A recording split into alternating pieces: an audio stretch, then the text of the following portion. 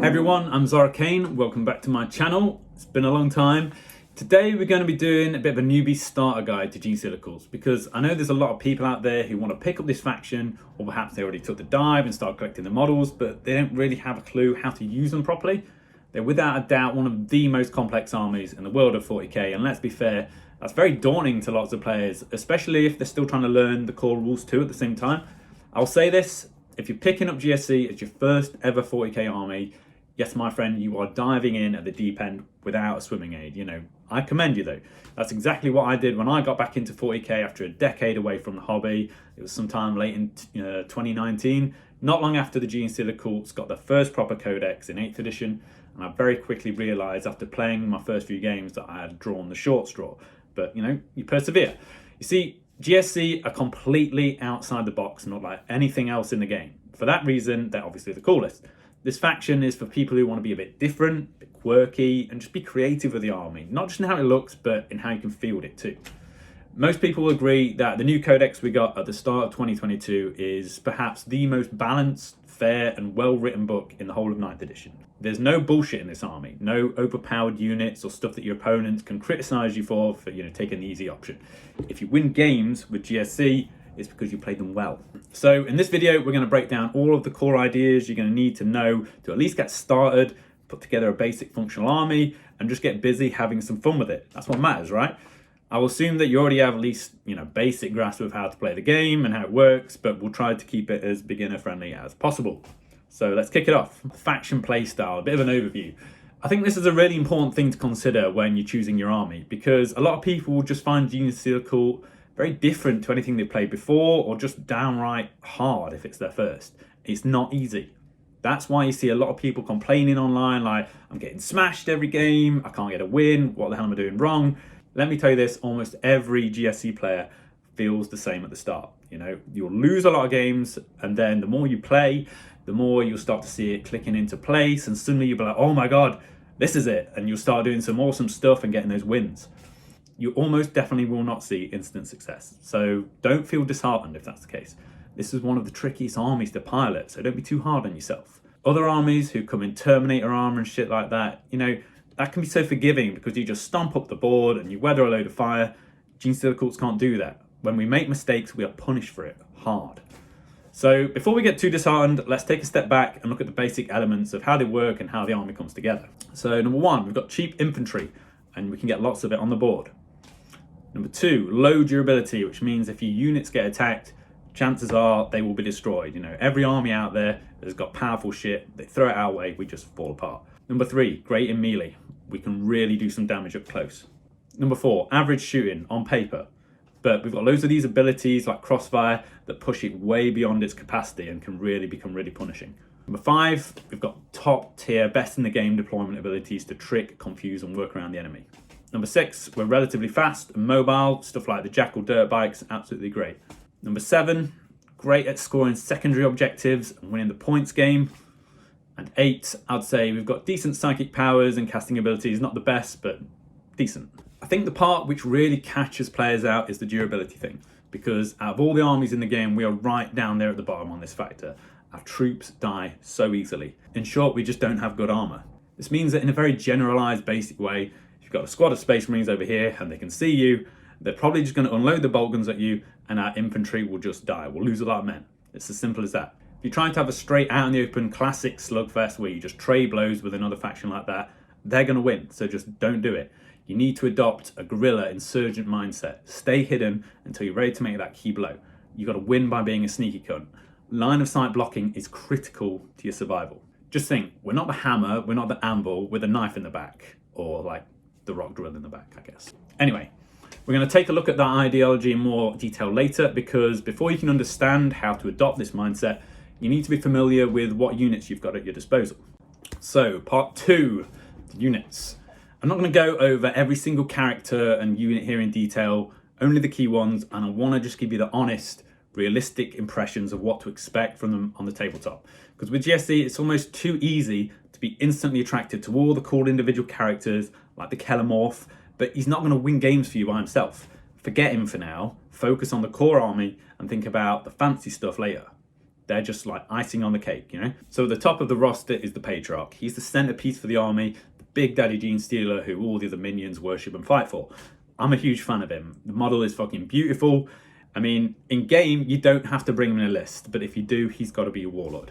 He's not insanely good. A lot of competitive players will say he's not worth the points, and I respect that, but I always take him regardless because he's the Patriarch, and I just love how he works. Don't be put off by it. He can and will do some nasty work for you in so many matchups. It's just down to your personal style and, you know, how you like to roll. The other two key leaders of this army are the Magus and the Primus. The Magus is like your psychic and spiritual figurehead, and the Primus is like your military general. He's the guy who gives out all your buffs to ensure your troops are shooting and slapping at the highest possible level. Both of these are basically essential. Best of all, they come as a pack all together, the Bruges Coven box set. So that includes the Patriarch too, all three of them. You need this box to run the army, no excuses, just go and get it, it's essential. The majority of your force, however, is going to be made up of either Neophyte hybrids or Acolyte hybrids.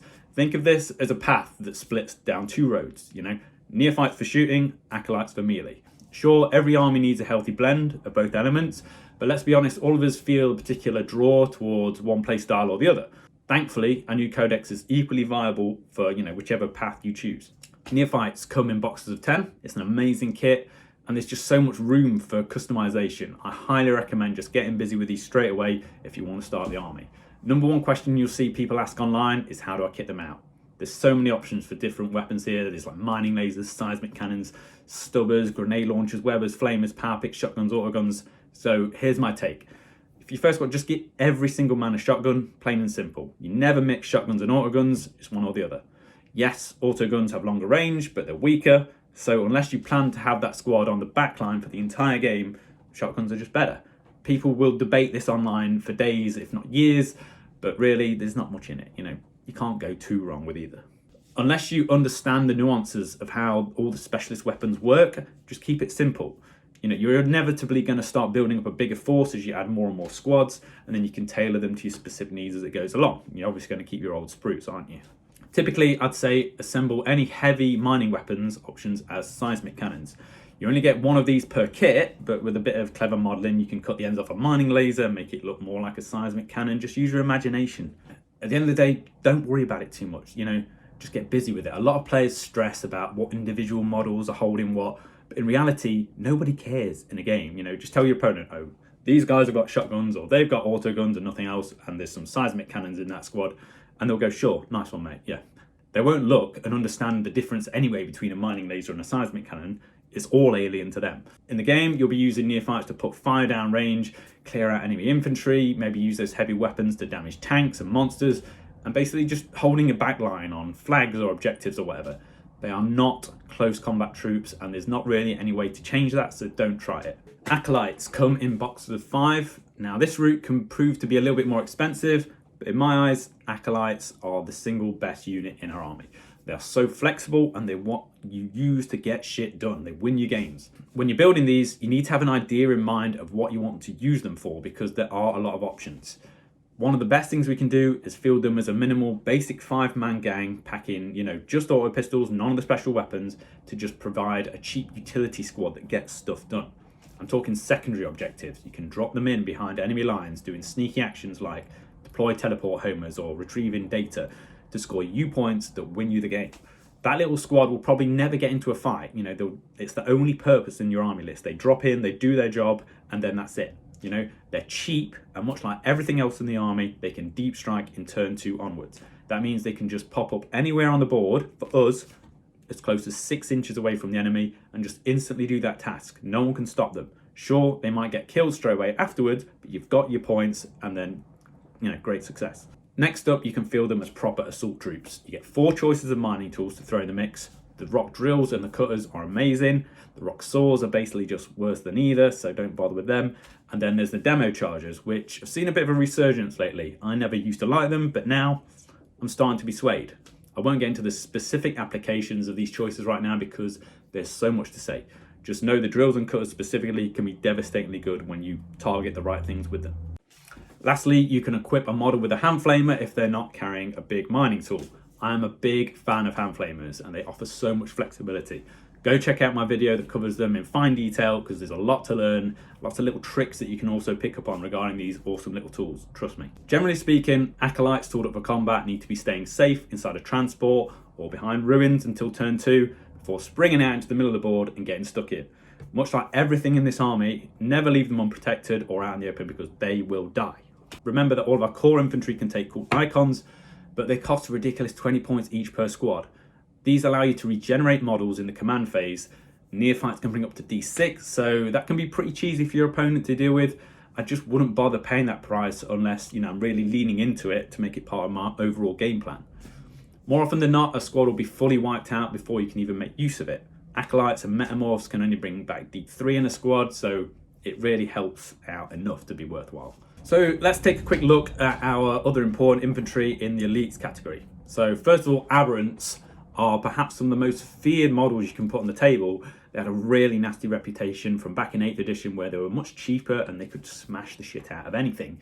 These days things are different. They can still hit like a truck, and technically speaking they're the toughest thing we can field, but the fact that they have shit armor still makes them vulnerable to small arms fire.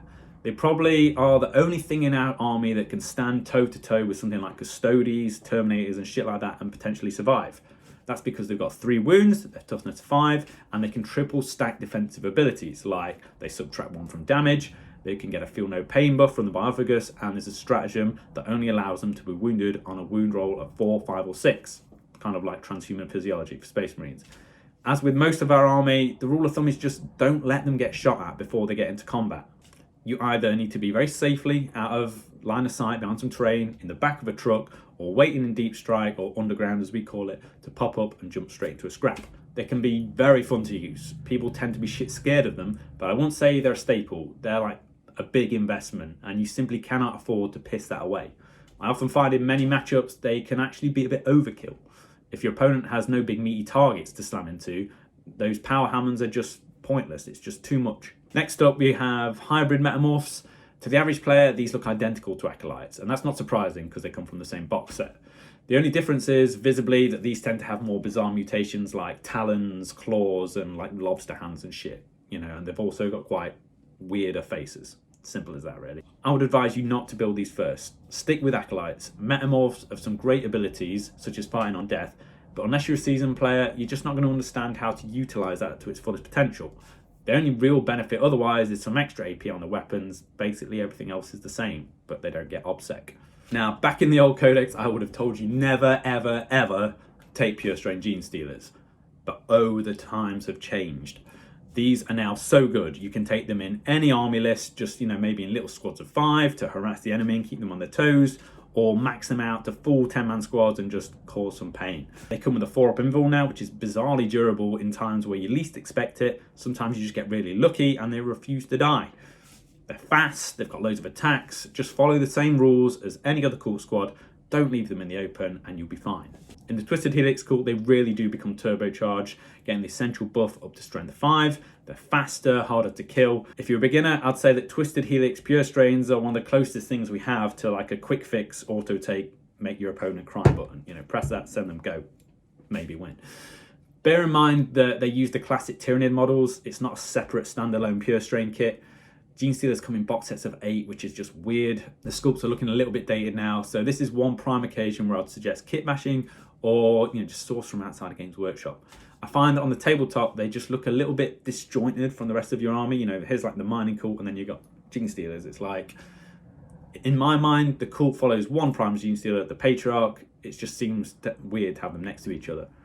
So one of my next projects is to create a few pure strain units that look more like the rest of the Acolytes and stuff, perhaps blend in those kits with some different legs or whatever and different arms, just to make them look unique, but still part of the same group. Again, don't be scared to get creative. This army celebrates unique, funky ideas. Make the most of it. Now, let's move on to our vehicles. In the fast attack section, we've got the Ridge Runners and the Jackals.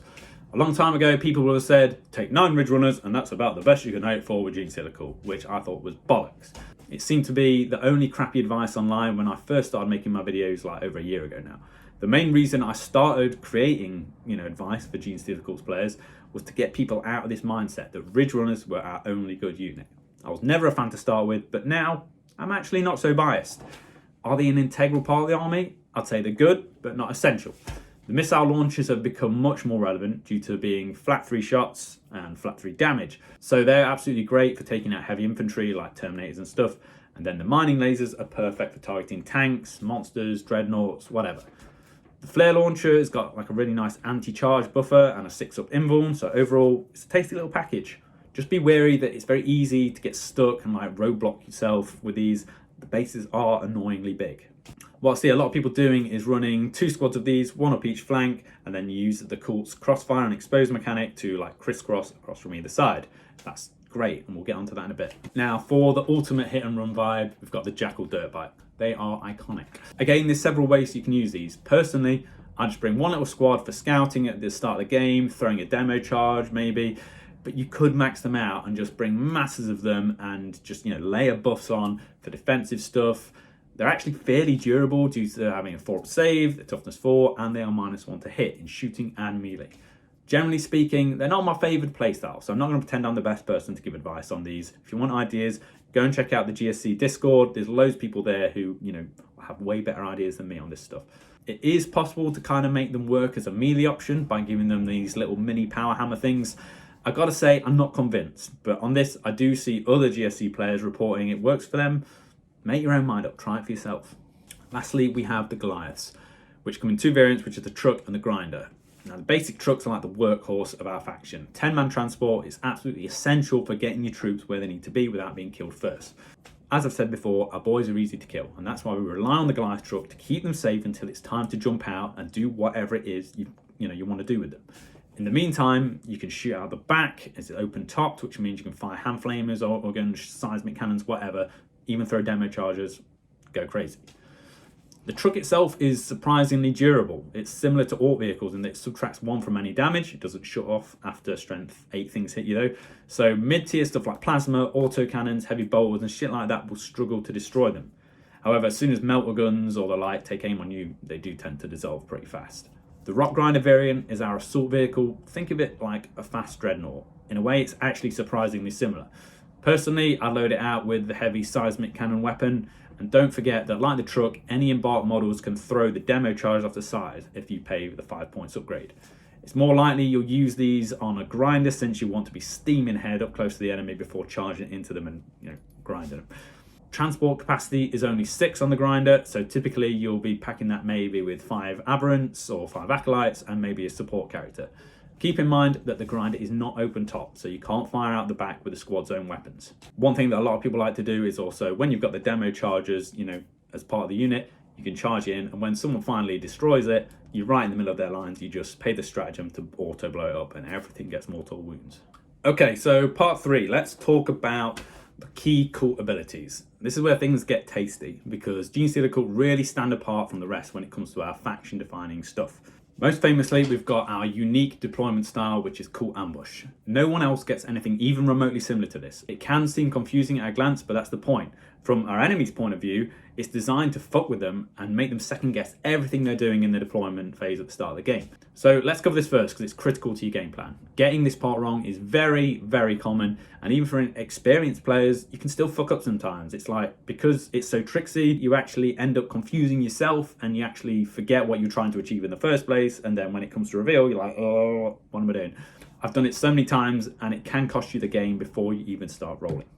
Okay, so how does it work? When you buy your codex, you get a load of ambush tokens. The old ones were red, new ones are purple. When you're starting your deployment phase, you'll need an ambush token for every single squad, vehicle, or character that's going to be starting on the board. If they're in deep strike, or underground as we call it, they don't need one. If they're starting off inside a transport, they don't need a separate one either. It's just one for the transport. So in a normal game with normal factions, each player takes it in turn to place a unit. But with GSC, instead of placing an actual unit down, we just place a token instead. So this bit is important. We do not need to decide which unit that token is going to represent until the point when in the game has started, it's time for us to reveal. So take note. If we get the first turn, we just start the game and then we start that process immediately. Everything just starts popping up from where you want it. If our opponent goes first, they have to start the game, they have to do all of their first movement phase, and then we basically pause and then we do our reveals. So that gives us a great amount of flexibility. We can look at our opponent's deployment and their movement and then work around it, reacting to their decisions after it's all out on the board. Our opponent has no idea what's going to be popping up where. which will probably result in one of two things. A, they'll take a super defensive reserve stance because they're worried about all the possibilities of what might come at them, or B, they already have their own strategy in mind and they're just going to deploy in the way they had already planned, and they just roll with the punches and say, fuck it, what happens, happens. Experienced players tend to do that, whereas inexperienced players can be really intimidated by the blips and start to panic and second guess themselves and all their deployment decisions they're making. Now, it could be often said that Genestealer cults prefer to go second. Why? Surely if your opponent gets to go first, they get to shoot us first and we start taking casualties first. Well, not necessarily, because of course it depends which faction you're going up against. If they're fast, that can be a problem because they can just spread out and get as many different angles as they want on you. But for slower moving enemies, you can basically use cult ambush to make their entire first turn a total waste of time. You could give them no targets to shoot at, basically. Now, the more you practice this step, the more you'll realize how powerful it is. I'm going to make a note here, having good terrain is absolutely critical. And understanding the rules and specifically how they interact with models and ruins, etc. If you're playing with dog shit scenery pieces, it affects our deployment and rules very harshly. I advise you to look at what tournaments use, what layouts they have. Typically there's a lot of capital L-shaped ruins with relatively shallow dimensions, and they're just key in being able to hide units successfully out of line of sight. If you don't have access to this kind of stuff, you're basically going to be ice skating uphill. You're playing with one hand tied behind your back. Other factions don't care so much. We do. We live and die based on the scenery and the ruins that we're presented with. So anyway, let's say our opponent goes first, they do their movement phase, and now it's time for us to reveal the ambush tokens. Our objective is to hide absolutely everything possible by looking at the firing lanes and the ruins and placing units completely out of sight. Give them nothing to shoot at. When you're physically deploying a unit from the blip, from the marker, you have to be within 1 inch of the token center. But if it's a larger model, like let's say a Goliath truck, you can basically turn it and twist it and position it to how you want to best effect. If it's a squad, you place the first model down like the leader, exactly the same, but then you can place each of the other subsequent models, basically anywhere as long as they stay in cohesion. So you can put one on the corner of a building and then just stagger them all around here so that there's your line of sight, you're still out of sight. Another key factor of the blips is that they act as an early charge buffer. Your opponent cannot at any point move within 9 inches of them if they go first. So even if they have a flyer, like a Valkyrie transport, which they want to be flying over and dropping off, troops out of or whatever, they just don't get to do that. This just buffers them out. If you do your job well, once all your models are revealed, your opponent goes, well, fuck, I can't do anything this turn. And they just go, okay, you'll go. If we go first, well, then it gives us the ability to pop up in the best positions to take ground in the middle of the board, nice and early, and we just get the best angles on the enemy units because we choose which what goes where. There's a lot to learn, and the only way you're going to do it is by practicing trial and error, So let's move on and look at Underground, because our deep strike rules are slightly different. Just so you know, a little newbie tip here. Even though when you look at a deep strike ability like ours or any other in the game on a unit data sheet, it might say you can do this in any turn. But competitive games have a blanket rule which disallows this. You can only have a deep strike in turn 1 in friendly or narrative games, which most people don't really do. In competitive games, it's only in your second turn onwards. So for most armies, you basically drop your deep strike troops down 9 inches away from an enemy unit. For us, we get to do it a bit closer at 8 inches. I'm going to give you some absolutely honest advice here, so please take it. Do not, I repeat, do not build your game plan out of just dropping everything in from deep strike and trying to charge from out of nowhere. It's a huge rookie mistake, and you'll learn the hard way that this is not a valid approach to the game. Even with free charge rerolls or CP rerolls, you're still looking at only like a 1 in 3 chance of success. That's not good. Your guys will more often than not drop in, fail their first charge, you'll make a reroll, you'll fail it again, and then they just sit in ducks. They do not have the durability to stay alive in that situation. You don't get second chances with Genestealer Cult. Thankfully, we do have 2 ways to make it work, which are the Icon Ward character and the Trap Sprung squad upgrade. The Icon Ward has to plant his banner to create a charge buff aura, so basically you have to have him already on the board, turn 1 for example, ready to move up, plant the banner, create the aura, and then the Deep Strike squad comes down directly into that aura and then benefits from it. He can't do this action when dropping in from Deep Strike himself. He can't do it alongside the squad who's trying to buff. He's got to be on the board the turn before, ready to do it. So it does require some pre-planning. The Trap Sprung upgrade lets you roll 3 dice instead of 2 when you're making a charge at a Deep Strike, dropping the lowest result. Personally, I would never ever bother trying unless I had at least one of these 2 buffing abilities to help ensure success. It's worth noting that we can also Deep Strike at 6 inches, but this method does not allow us to charge afterwards. We can still shoot though. This is absolutely awesome for dropping little 5-man teams of Acolytes, like I said earlier, to do actions like deploying teleport homers in the backfield of the enemy's deployment. It makes it really hard for them to screen you out and deny your drop zones for these little teams to do it. Taking it a step further, again, we can also upgrade a squad with lying in wait to do it even closer at 3 inches. This is just great for snagging an objective marker away from an enemy when they least expect it. I'm going to reiterate one last time for all newbies though, try not to rely on deep strike mechanics for your assaults. It can be very limiting. You need to learn how to keep your troops alive on the battlefield using terrain, transports, cover, and all the other little tricks in our codex to get them into position first. Deep striking is just a tempting but ultimately flawed tactic, so use it sparingly. Let's move on to our new crossfire mechanic. And some people really like to overcomplicate this. I'm going to try and keep it really simple. So basically those little ambush splits we used early in the deployment phase now get used for crossfire.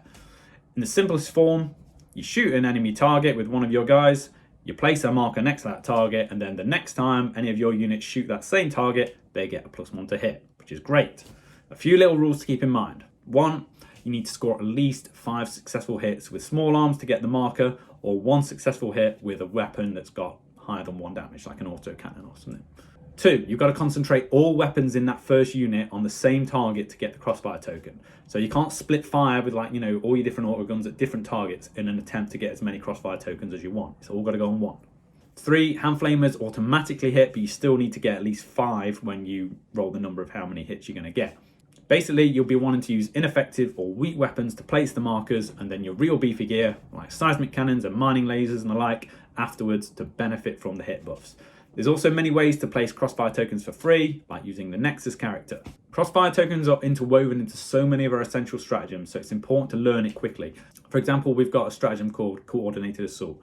So basically, once we've got a crossfire on an enemy unit and we charge into them, we can then spend the stratagem, and then we can declare that this enemy now fights last in the melee process to come. We can also use it to turn off the enemy's overwatch. These are so critical to ensuring our assault troops can get into a fight and not allow the enemy a chance to interrupt or mess up our plans.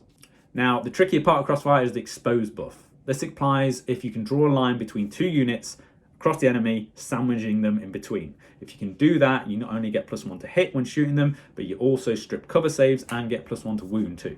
So here's some little things you got to keep in mind. 1, your target has to have a crossfire marker first from another source. 2, it's got to be within 12 inches to strip cover from them. And 3, there's got to be line of sight. So why is +1 to wound so good? Now think of it this way, we can use this mechanic to basically make all of our shitty autoguns and shotguns and hand flamers punch way above their weight. You can use it to spam low strength shots against big things like tanks and monsters and suddenly wound them at higher rates. These crappy weapons are cheap, but we can field loads of them. Trust me, the enemy might have power armor, but when they've got to roll twice the amount of saves suddenly, they're going to fail shitloads of them. So this basically wraps up the key faction defining abilities. There's one other part that gets forgotten about, however, which is Unquestioning Loyalty. A lot of players will often just gloss over this and dismiss it, but I'm a huge fan. It's a nifty little trick that all of our infantry can do to save the lives of the characters. When a character gets attacked, after the armor saving throw, you can roll a d6 for each one that they fail. And on a 4+, an infantry model within 3 inches of that character can basically, do the no, jump in front of the attack, they die instantly, and the character's saved. I've said this a million times in my other videos, but I'll say it again, the genius of this is that it does not matter if they get hit by a fucking Death Star laser with damage 2000, if you successfully make the Unquestioning Loyalty roll, all of that damage gets absorbed into a single cheap neophyte or whatever. It doesn't spill over. So therefore, it's very good at saving your Patriarch or whatever from being targeted by high-powered, low-volume attacks. Even better, he gets to do it on a 3+, not 4+, like the other characters. It's like having a hidden bonus in Born Save. As long as you have meat shields, your durability effectively doubles. It can really turn the tide of key fights between your Patriarch and dangerous units that come after him. Now we've talked abilities, units and basic tactics, let's look at the all-important step of choosing a cool creed. This part is absolutely key to ensuring your army list performs to the highest standard. I suppose you could come at it from 2 ways. You could choose the units you like and your favoured army list and then pick the creed which suits them best, or you could pick a creed that sounds most suited to your needs or playstyle and then build your army list around it.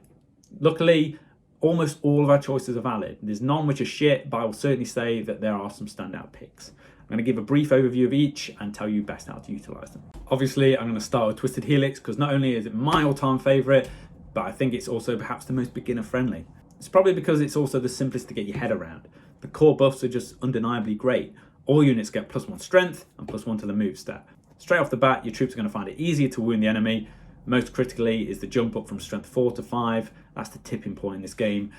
This is going to apply to Acolytes, Metamorphs, and pure strain Genestealers. It means that you'll be upping your odds immediately against so many targets like Space Marines, Orcs, Necrons, Custodes, Death Guard, and also against Toughness 8 vehicles and monsters.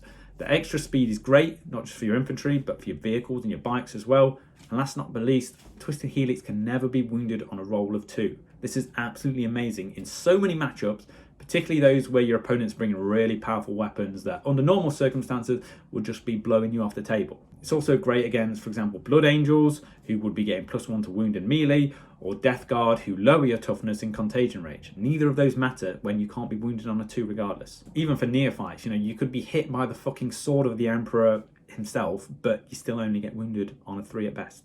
This cool creed just flat out makes you faster, stronger, harder to kill, and that's why both newbies and experienced players alike run it. It's almost entirely geared towards a melee army though. Like I said before, this favours pure strain Genestealers, Aberrants, stuff like that.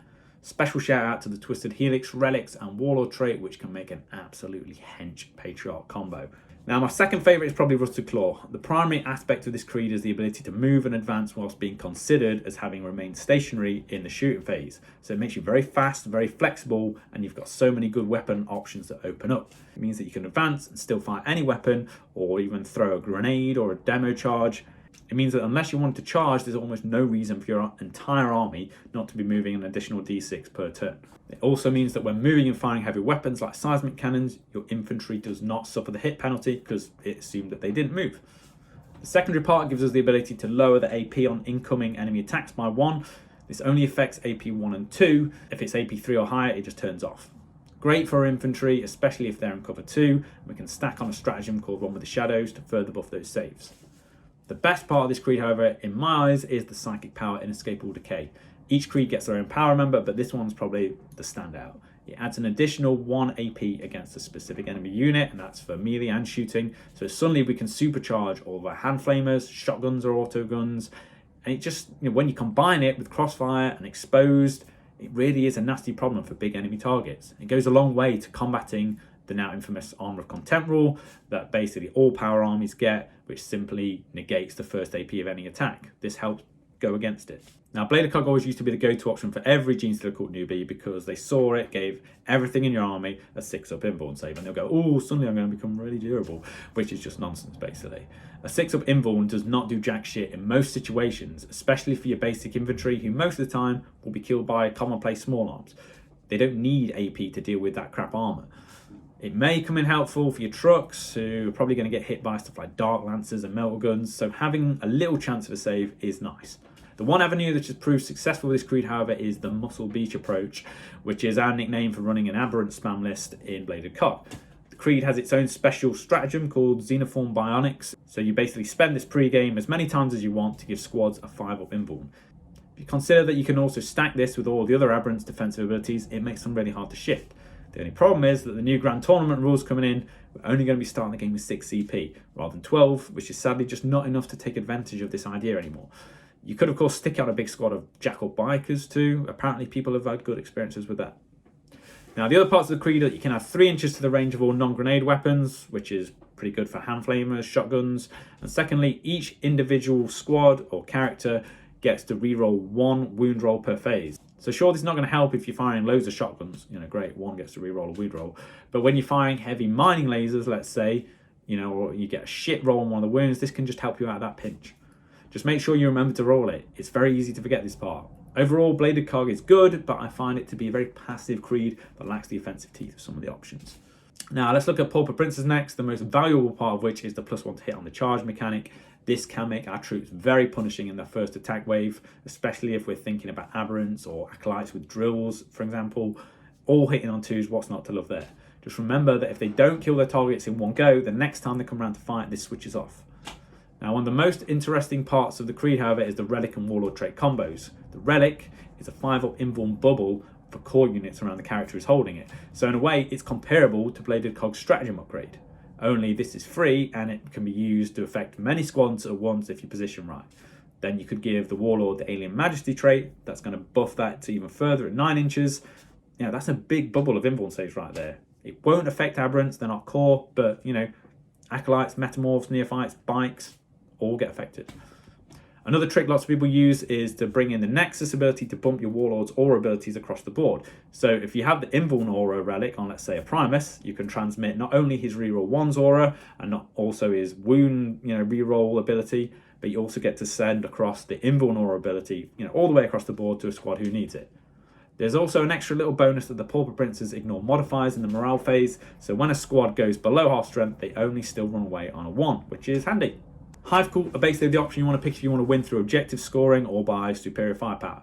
They're great at this because they still advance and fall back or shoot and then perform actions. That means that you can push up nice and fast with infantry squads and then, for example, raise banners or drop in from deep strike with some acolytes, still fire your hand flamers and still deploy teleport homers at the same time.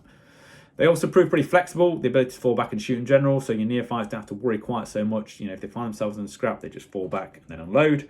People tend to find the Warlord trait very alluring, which is the Hive Lord aura, a bubble that gives all core units exploding sixes to hit. You know, if you're packing a shitload of neophytes around a Primus, you're going to see the maximum amount of firepower possible from this faction. Shout out again to the Relic Voca's Talisman, because on a Patriarch, this gives you the ability to ignore inborn saves. That is not to be sniffed at. Lastly, we'll come to the Cult of the Four-Armed Emperor. I've got to admit, I've never been a fan of this creed, but it does offer some nice bonuses. The most important aspect will be the stratagem you can access at planned generations in the making, which you can trigger for free to increase the cost of one of your opponent's stratagems for the rest of the game.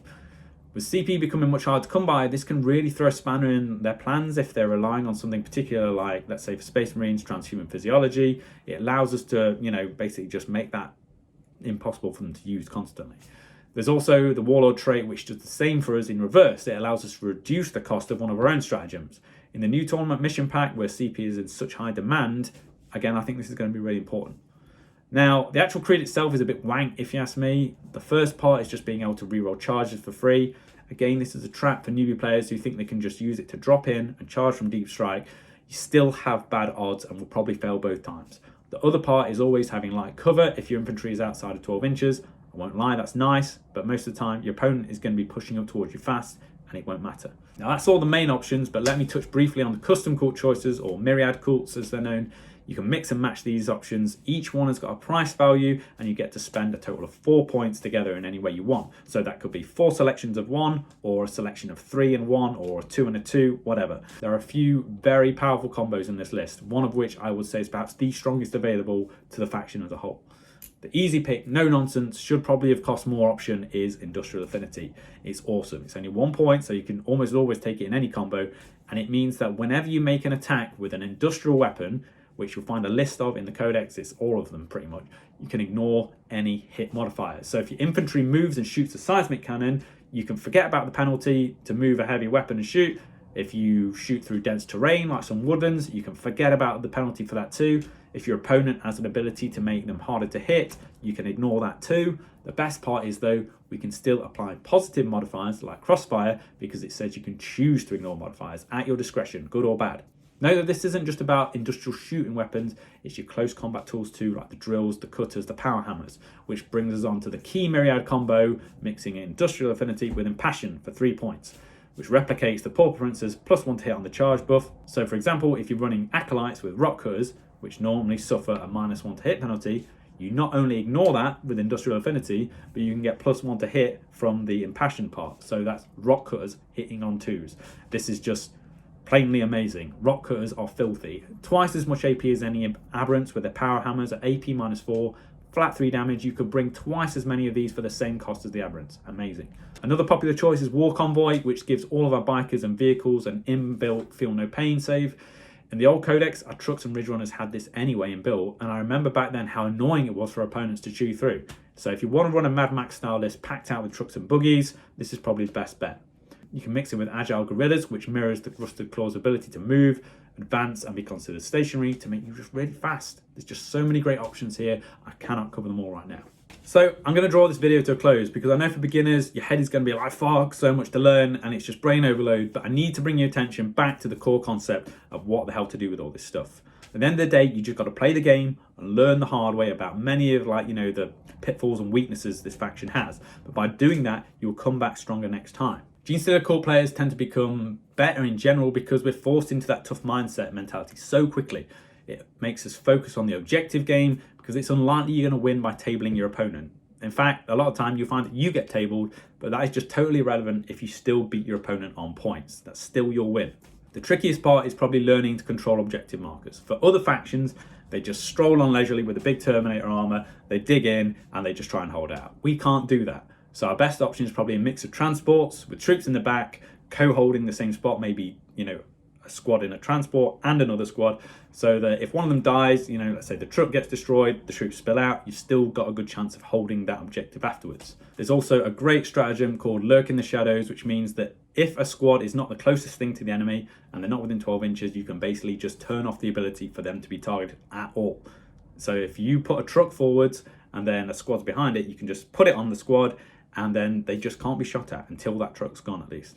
It's a great way of just really fucking with the enemy and making sure that, you're really giving that squad the best opportunity to stay alive and hold the flag for you. If there was ever anything that I would use, the Court of the Four Emperors Inscrutable Cunning on, it would be that stratagem. Lurk in the Shadows can be amazing. Overall, I've said it before, the whole idea of this faction is you move up, you stay behind cover, wait to the next turn, and then you spring out from there, and then you do your assaults from out of line of sight. You rely on the neophytes for the shooting, you can overcharge the power cells on your seismic cannons, that puts them up to flat 3 each, and just basically, use them to hold off the enemy, and then you bring your acolytes and your aberrants up the side, you jump in, out of cover, and just mash up as much stuff as you can. So once you get your head around that, I think you'll find that, things start to come together, you'll find yourself getting a few wins, let's hope.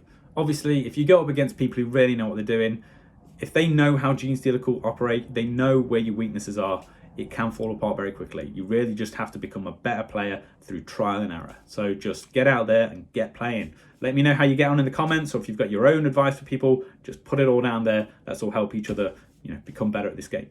So thanks for listening and come back soon. Cheers.